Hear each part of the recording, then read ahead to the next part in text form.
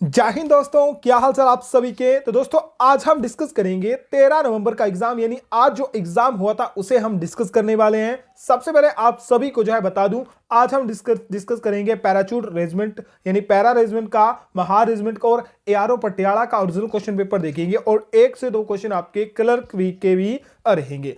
उससे पहले बता दूं, अगर आपके ग्राउंड में 100 नंबर हैं और अगर आपने जो है 70 या फिर 35 क्वेश्चन से अधिक या फिर 32 से अधिक क्वेश्चन सही करे हैं तो आपकी सिलेक्शन जो है होने वाली है। इससे ऊपर मेरिट नहीं जाएगी। करीबन 165 170 के आसपास जो है मेरिट जाने वाली है। मैक्सिमम एआरओ की इतनी ही जाएगी।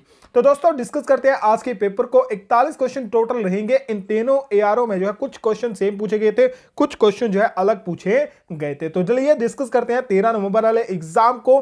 पहला क्वेश्चन आपके एग्जाम के लिए इंपॉर्टेंट है और जिन दोस्तों ने अभी तक सेशन को लाइक नहीं करा, जल्दी से सेशन को लाइक और शेयर कर दीजिएगा।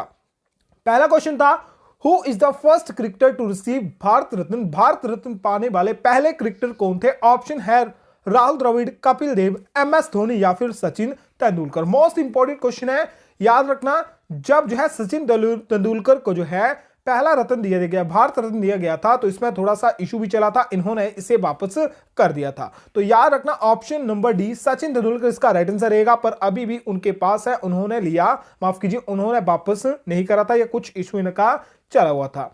और सेशन को जिन दोस्तों ने फिर से बोला सेशन को लाइक कर दो। बहुत सारे क्वेश्चन जो हैं बहुत ही सिंपल से थे, मैंने पहले बोला था। अगर आप प्रीवियस क्वेश्चन पढ़ोगे तो आपके मैक्सिमम क्वेश्चन जो है 25 से 30 क्वेश्चन आपके कंप्लीट हो जाएंगे और ऐसा ही रहा था। मैक्सिमम क्वेश्चन आपके पुराने क्वेश्चन पेपर से पूछे गए थे। क्वेश्चन है, who is the vice president of the USA. संयुक्त राज्य अमेरिका के उप अध्यक्ष कौन है, यानी वाइस प्रेसिडेंट कौन है? जैसे जो बाइडेन जो है वर्तमान में क्या है, वर्तमान में आपके प्रेसिडेंट है, क्या है वर्तमान में ये आपके प्रेसिडेंट है, कहां के?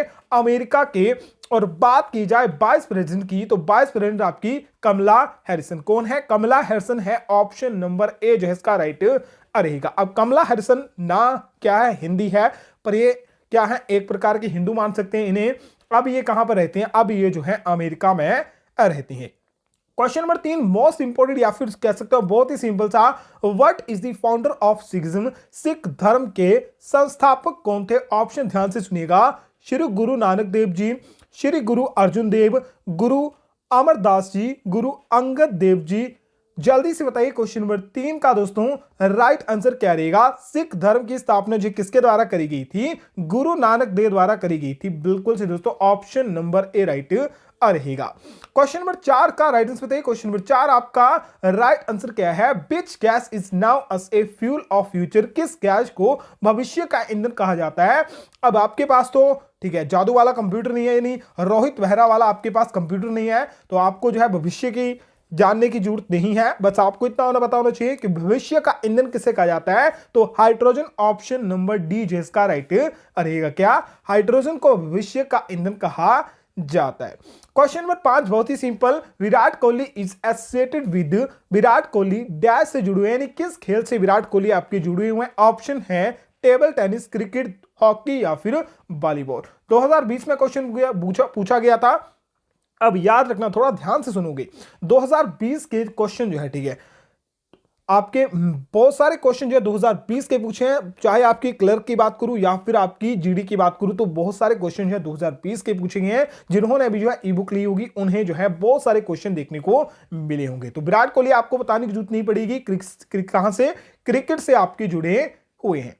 क्वेश्चन नंबर 6 आपके सामने है, सुंदरवन राष्ट्रीय उद्यान डैश राज्य में स्थित है। Sundarban national park is located in the state of. अब सुंदरवन नेशनल पार्क पूछा गया था या फिर सुंदरवन पूछा गया था, अब यहां पर कंफर्म नहीं है, हो सकता है लोकेशन पूछी हो कि सुंदरवन जो है ये किस राज्य में स्थित है। ऑप्शन थे मध्य प्रदेश, कर्नाटका, उत्तर प्रदेश या फिर वेस्ट बंगाल। जल्दी से बताइए राइट आंसर क्या रहेगा? बिल्कुल से दोस्तों राइट आंसर क्या रहेगा?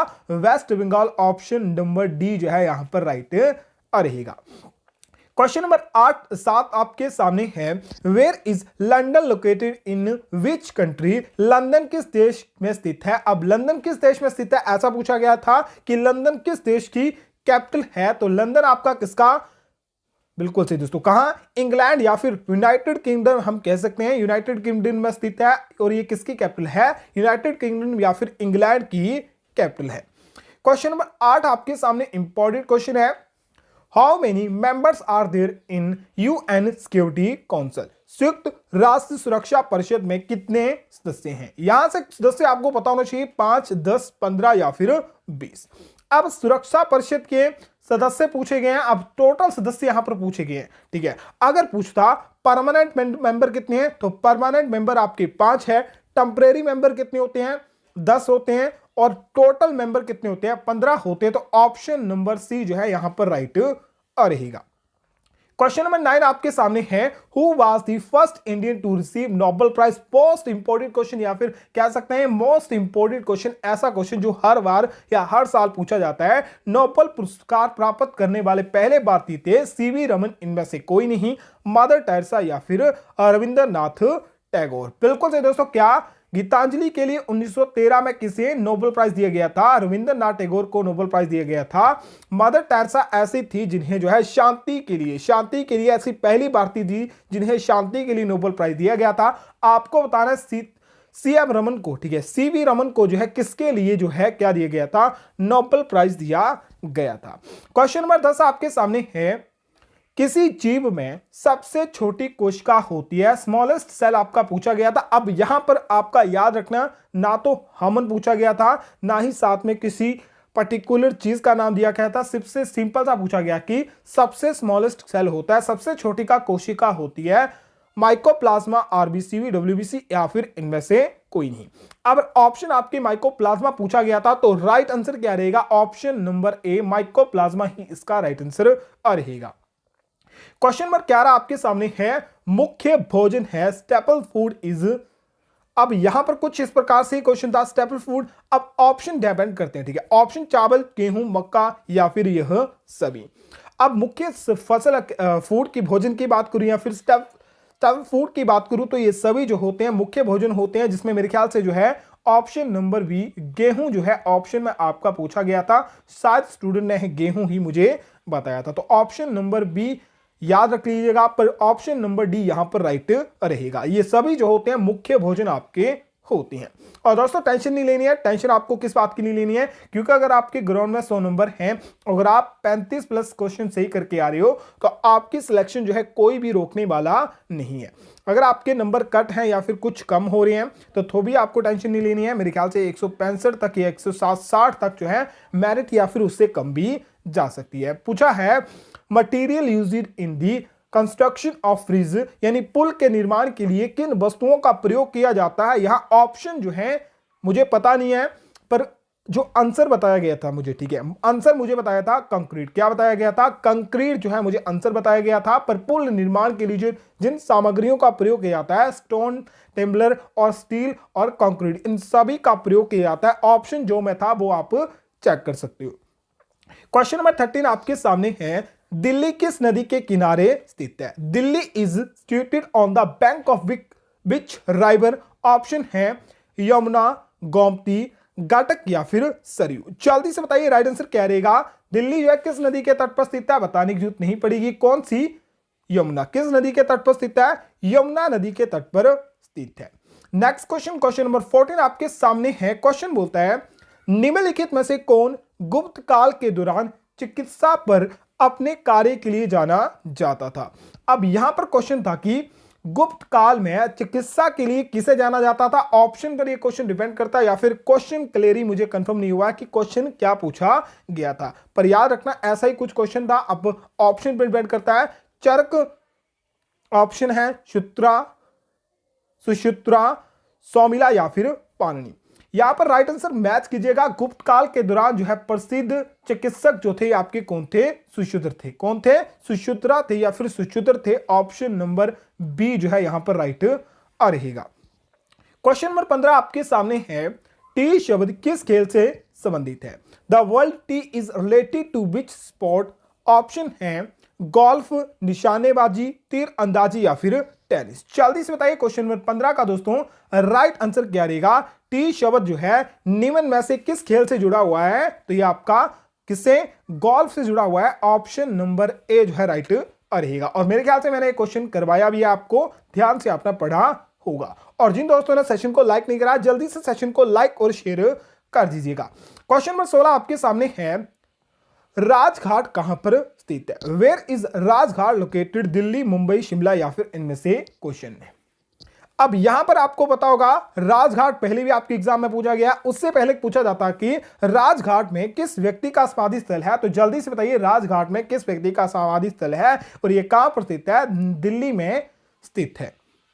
क्वेश्चन नंबर 17 आपके सामने है, भारत में किस राज्य की सबसे लंबी तट रेखा है? Which state has the longest coast line in India? Option है आंध्र प्रदेश, महाराष्ट्र, गुजरात या फिर पश्चिम बंगाल। जल्दी से बताइए क्वेश्चन नंबर 17 का दोस्तों राइट आंसर क्या रहेगा? क्वेश्चन नंबर 17 आपके एग्जाम के लिए इंपॉर्टेंट है और सबसे लंबी तट रेखा जो है किस राज्य की है? गुजरात राज्य की सबसे लंबी तट रेखा है। क्वेश्चन नंबर 18 आपके सामने दोस्तों, Who will win T20 world cup 2007? T20 विश्व कप 2007 जो है कौन जीता था? ऑप्शन है चाइना, पाकिस्तान, हमारा प्यारा भारत या फिर इंग्लैंड। अब यह क्वेश्चन मुझे लगता है इसलिए पूछा गया था कि 2022 का वर्ल्ड कप जो है आज हो रहा है 13 नवंबर को, जो कि पाकिस्तान और इंग्लैंड के बीच हो रहा है। भारत जो है सेमीफाइनल में हार गया था किससे? इंग्लैंड से। और पहला वर्ल्ड कप जो है 2007 का किसने जीता था? हमारे प्यारे भारत ने जीता था। ऑप्शन नंबर सी जो है यहां पर राइट रहेगा। क्वेश्चन नंबर 19 आपके सामने है, bank of Yamuna river which industry city is stated? Yamuna नदी के किनारे कौन सा उद्योग नगर स्थित है?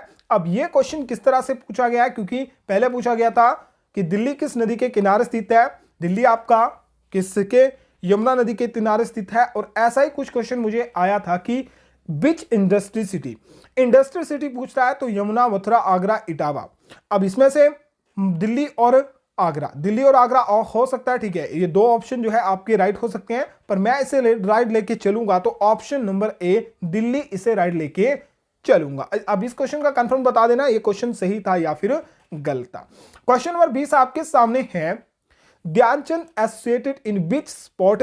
ध्यानचंद किस खेल से जुड़े हुए हैं? अब ध्यानचंद या फिर मेजर ध्यानचंद बोले, इनके नाम पर क्या दिया जा रहा है? मेजर ध्यानचंद के नाम पर जो है आपका भारत रत्न पुरस्कार दिया जा रहा है। भारत रत्न खेल रत्न पुरस्कार दिया जा रहा है मेजर ध्यानचंद की याद में। और ये किस खेल से जुड़े हुए हैं? ये आपके हॉकी के जादूगर के नाम से भी जुड़े हुए हैं, ये हॉकी से आपके जुड़े हुए हैं। ऑप्शन नंबर सी जो है राइट रहेगा।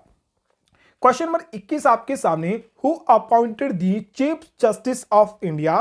भारत की मुख्य न्यायाधीश की नियुक्ति कौन करता है? ऑप्शन है president of India, vice president of India, PM of India या इनमें से कोई नहीं। जल्दी से बताइए क्वेश्चन नंबर 21 का राइट आंसर क्या रहेगा? भारत की मुख्य न्यायाधीश की नियुक्ति किसके द्वारा होती है? ये आपकी प्रेसिडेंट ऑफ इंडिया द्वारा, यानी भारत के राष्ट्रपति द्वारा इनकी नियुक्ति होती है। क्वेश्चन नंबर 22 आपके सामने है, नालंदा विश्वविद्यालय किस राज्य में स्थित है? Nalanda university in which state? Option है उत्तर प्रदेश, बिहार, आंध्र प्रदेश या फिर मध्य प्रदेश। जल्दी से क्वेश्चन नंबर 22 का दोस्तों राइट आंसर, क्वेश्चन नंबर 22 का राइट आंसर क्या रहेगा? नालंदा विश्वविद्यालय जो है करवा चुका हूं क्वेश्चन, ये मेरे ख्याल से एक हफ्ते पहले करवाया होगा। कहां पर स्थित है? नालंदा विश्वविद्यालय जो है बिहार में स्थित है। ऑप्शन नंबर बी जो है राइट रहेगा। क्वेश्चन नंबर 23 आपके सामने है, who is constituted the first real founder of Jainism? Jain धर्म के प्रथम वास्तविक संस्थापक कौन थे? या फिर क्वेश्चन है जैन धर्म के संस्थापक कौन थे? ऑप्शन है पार्श्वनाथ, ऋषभ देव, नेमिनाथ या फिर अरिष्ट नेमी। तो जैन धर्म के जो वास्तविक क्या माने जाते हैं? फाउंडर या फिर संस्थापक माने जाते हैं, वो कौन थे? ऋषभ देव थे। ऑप्शन नंबर बी जो है यहां पर राइट रहेगा। क्वेश्चन नंबर 24 आपके सामने दोस्तों, सिंचाई के लिए मुख्य स्रोत है? ऑप्शन है नहरें, टैंक, वेल्स या फिर यह सभी। अब यह क्वेश्चन किस तरह से पूछा गया था? ऑप्शन सेम थे या नहीं थे? मेरे ख्याल से सेम थे, क्योंकि जब क्वेश्चन सेंड करा था स्टूडेंट ने तो उसके साथ किसी ने ऑप्शन भी सेंड करे थे जिसमें कैनल, टैंक और वेल्स ऑप्शन में दिए गए थे। तो यह सभी जो है, ठीक है, नहरें, टैंक, वेल्स, ये सभी जो होते हैं क्या होते हैं? सिंचाई के मुख्य स्रोत माने जाते हैं। कुआं भी आप मान सकते हो, ठीक है, कुआं भी आप मान सकते हो, कुआं भी आपको ऑप्शन में अकेला देखने को मिल सकता है। क्वेश्चन नंबर 25 आपके सामने, भारत रत्न का पदक डैश के पत्ते की तरह बनाया गया है? Bharat Ratna medal is made of dash leaf. यहां पर मेरे ख्याल से क्वेश्चन ये क्लर्क के लिए पूछा गया था कि भारत रत्न का जो चिन्ह होता है किस प्रकार का होता है, ये पदक जो होता है किस प्रकार का होता है, ये किस चिन्ह की तरह होता है, बरगद की तरह, पीपल के पत्ते की तरह, चंदन की तरह या फिर केले की तरह। तो भारत रत्न पुरस्कार जो होता है या फिर भारत रत्न जो होता है ये किसकी तरह होता है, ये पीपल के पत्ते की तरह होता है। किस तरह से होता है, पीपल के पत्ते। अब पीपल के पत्ता कैसे बनाओ, ठीक है, ये कुछ इस तरह से होता है, ठीक है, इस तरह से, ठीक है, इस तरह से होता है पीपल का पत्ता, ठीक है, इस तरह से आपका होता है। और ये ऑप्शन नंबर बी जो है पीपल इसका राइट आंसर रहेगा। क्वेश्चन नंबर 26 आपके सामने क्लर्क में क्वेश्चन पूछा गया था, व्हाट इज जीरो आवर, शून्य काल होता है। ऑप्शन ध्यान से सुनिएगा, संसद में प्रश्न काल के बाद का समय सोने का समय हो गया है, सोने के बाद उठने का समय या फिर एएम होता है। अब शून्य काल ये बता दूं, ये क्लर्क में क्वेश्चन पूछा गया था 2020 एआरओ हमीरपुर क्लर्क में ये क्वेश्चन पूछा गया था। सेम क्वेश्चन क्लर्क का यहां रिपीट हुआ है और राइट आंसर रहेगा ऑप्शन नंबर ए। क्या होता है, the time following question hour in parliament. ये संसद में प्रश्नकाल के बाद के समय को क्या कहते हैं, शून्य काल आपका कहते हैं। क्वेश्चन नंबर 27 आपके सामने है, which city is known as a Manchester of India. ये भी क्वेश्चन इंपॉर्टेंट है। भारत का मैनचेस्टर किसे कहा जाता है, या फिर उत्तर भारत का मैनचेस्टर किसे, मेरे ख्याल से कानपुर को, और भारत का मैनचेस्टर किसे, जल्दी से ऑप्शन पढ़िएगा, अहमदाबाद को, इलाहाबाद को, अमृतसर को या फिर हैदराबाद को। जल्दी से क्वेश्चन नंबर 27 का दोस्तों राइट आंसर बताइए। क्वेश्चन नंबर 27 का राइट आंसर क्या रहेगा, भारत का मैनचेस्टर किसे कहा जाता है, इलाहाबाद को कहा जाता है। ऑप्शन नंबर ए इसका राइट रहेगा।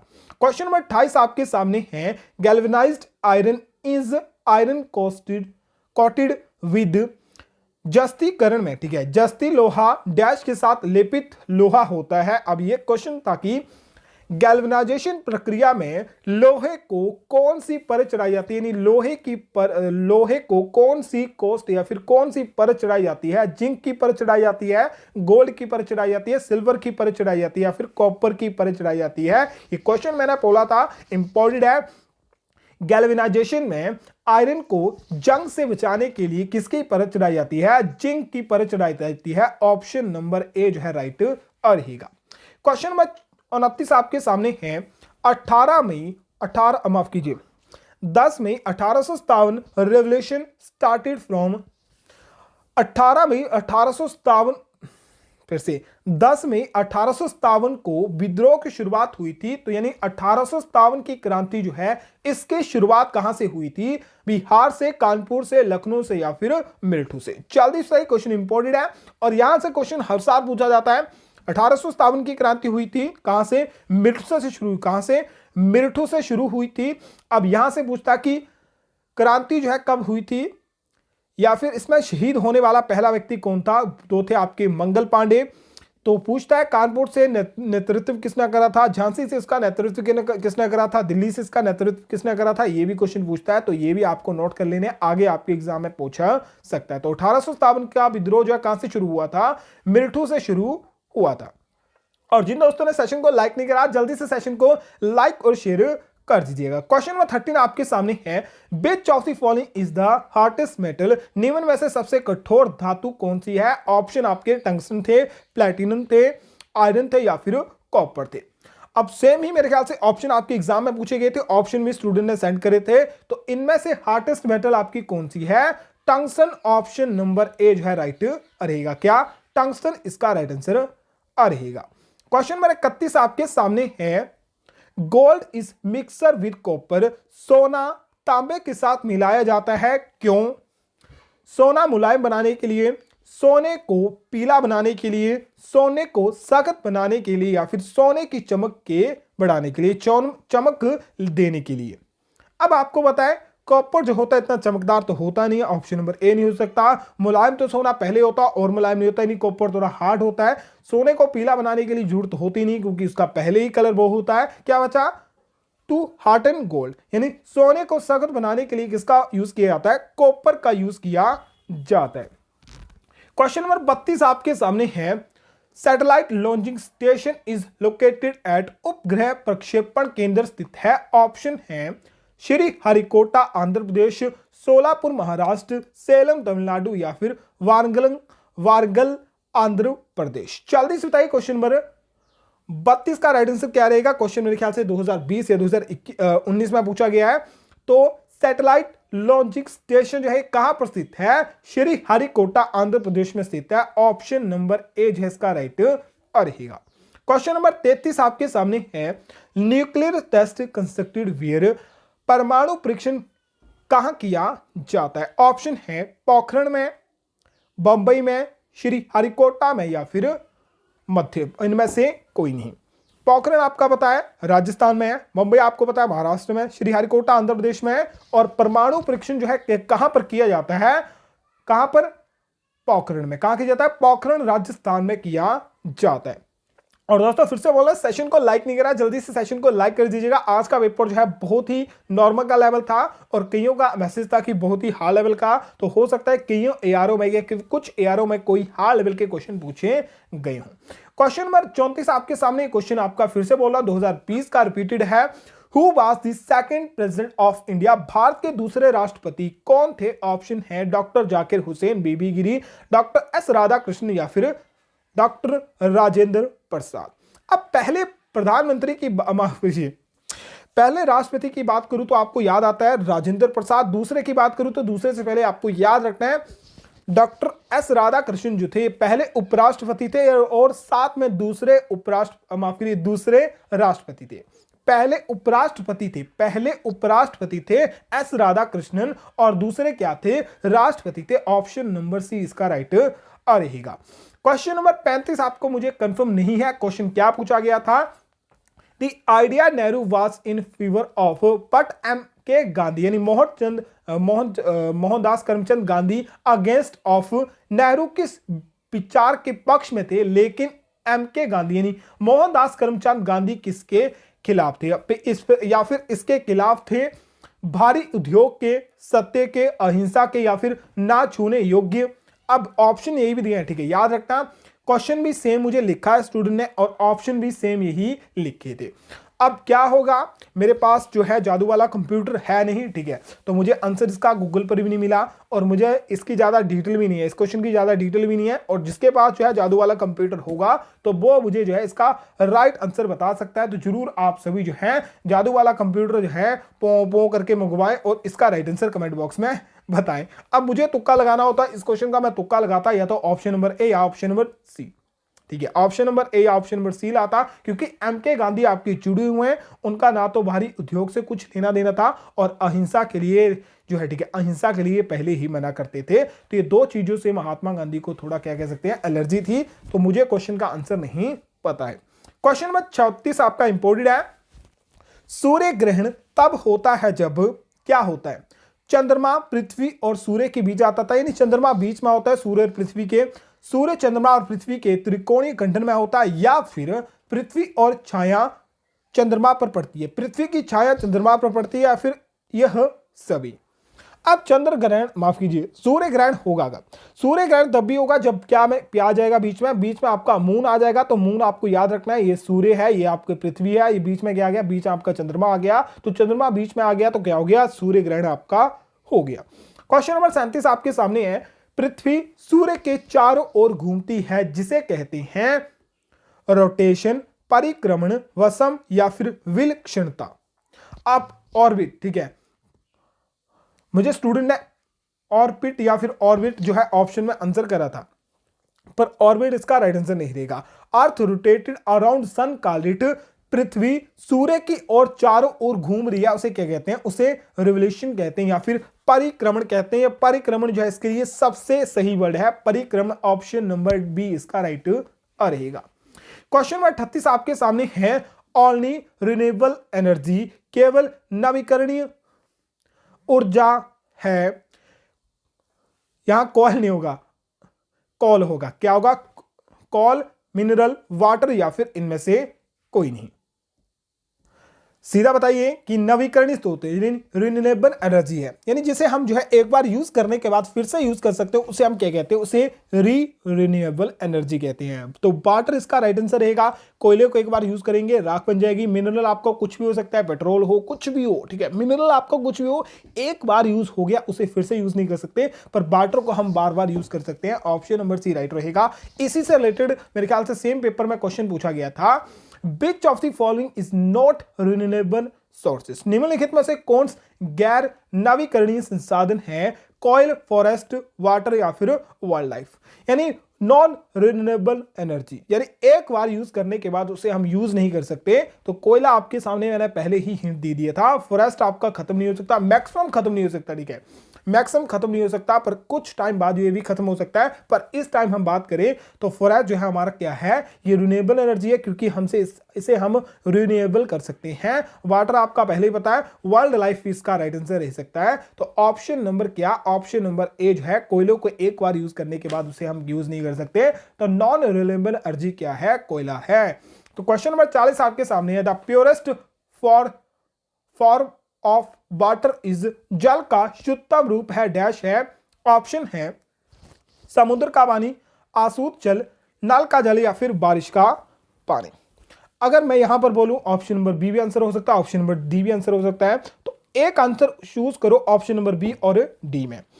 तो अगर आपने ऑप्शन नंबर डी आंसर करा है तो बिल्कुल सही दोस्तों, ऑप्शन नंबर डी जो होता है, वर्षा का पानी सबसे प्योरेस्ट वाटर होता है, पर आसूत जल जो होता है ये भी एक टाइप का प्योरेस्ट क्या होता है, शुद्ध जल होता है, पर इसे हम पी नहीं सकते। ये भी आपके एग्जाम में इंपॉर्टेंट है और पहले क्वेश्चन पूछा गया है, जिसमें जो है ऑप्शन बारिश का पानी नहीं था, क्या था, आसूत जल ऑप्शन में दिया गया था। लास्ट क्वेश्चन है, ये क्वेश्चन पहले भी करवा चुका हूं। इंदिरा गांधी गोल्ड कप का संबंध निम्नलिखित में से किस खेल से है? Indira Gandhi gold cup is associated with which of the following sport? Golf, basketball, hockey या फिर वॉलीबॉल? जल्दी से बताइए राइट आंसर क्या रहेगा। लास्ट क्वेश्चन आज का, कल क्वेश्चन डिस्कस करेंगे। मेरे ख्याल से आज की वीडियो मैं 9 बजे नहीं डालूंगा, उससे पहले ही डाल दूंगा। तो इसका राइट आंसर क्या रहेगा? इंदिरा गांधी गोल्ड कप जो है किससे संबंधित है आपका? जल्दी से बताइए किससे संबंधित है? हॉकी से, मेरे ख्याल से हॉकी से संबंधित है। हाँ ठीक है, हॉकी से संबंधित है। ऑप्शन नंबर सी जो है इसका राइट रहेगा। एक बार आप भी कंफर्म चेक कर लेना, क्योंकि मैंने आंसर की में डी लिखा हुआ है, पर मैंने पढ़ा हुआ है, अभी मैंने चेक करा था, तो डी ऑप्शन नंबर सी इसका राइट रहा था। ठीक है, चलिए दोस्तों जल्दी से बताइए 41 में से कितने क्वेश्चन आपके सही थे, जिनका भी 15 एग्जाम था, और जल्दी से बताइए जिनका भी आज एग्जाम था, जितने क्वेश्चन आपने सही करे। ठीक है, मैं बहुत ज्यादा एक्साइटेड हूं। आज का पेपर मुझे लगा जो है बहुत ही नॉर्मल लेवल था। कईयों ने, ठीक है, मुझे एक स्टूडेंट का आया, उसने 89, ठीक है 89 100 में से, ठीक है 100 में से 89 नंबर बता रहा है मुझे कि उसके नंबर आ रहे हैं पेपर में, पर उसके फिजिकल में, ठीक है फिजिकल में थोड़े कम नंबर है, 64 65, ठीक है 70 के आसपास उसके फिजिकल में नंबर है, पर उसका सिलेक्शन मुझे लगता है होना चाहिए। बाकी आपको जरूर बताना है आपका पेपर कैसा हुआ, हाई लेवल का हुआ तब भी मुझे क्वेश्चन सेंड कर सकते हो। ठीक है 70 186 20 798, ये हमारा व्हाट्सएप नंबर, यहां से आप मुझे व्हाट्सएप कर सकते हो। वीडियो पसंद है, वीडियो को लाइक करना, वीडियो को शेयर करना है, और जादू का कंप्यूटर जिसके पास भी होगा वो मुझे क्वेश्चन नंबर 35 का राइट आंसर बता सकता है। मैंने आपको ऑप्शन बता दिए हैं, बाकी अब जादू वाला मुझे नहीं करना रहा। ठीक है चलिए दोस्तों, मिलते हैं एक और शानदार वीडियो में। तब तक के लिए अपना ख्याल रखिए, अपने घर वालों का ख्याल रखिए। जय हिंद, जय भारत।